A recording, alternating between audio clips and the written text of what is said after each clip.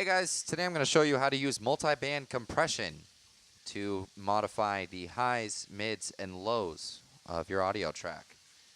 So to do this, I'm going to have my remix that I did of Martin Garrix's Animals.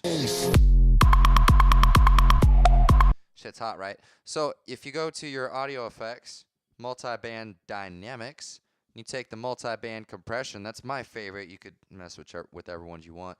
You're going to notice you have input, output of each individual band, your high, low, mid, and your low.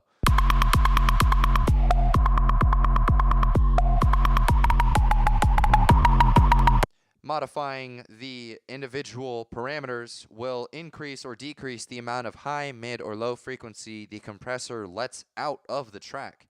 This is really useful if you have a really errant whoosh noise or just some really high-pitched sound that just comes through a little too high in any of your tracks. You use the multiband compression to, of course, just drop that high down a little bit. This is also useful if you want to completely remove the low end from a song, or if you just want to fade out the middle. The input and output just affects the input of how much it lets come into the compressor as well as how much it lets come out for each individual band. And then, of course, the master output is just how much it pushes through at the end as a whole. And that is how you use multiband compression to clean up and modify your tracks in 30 seconds.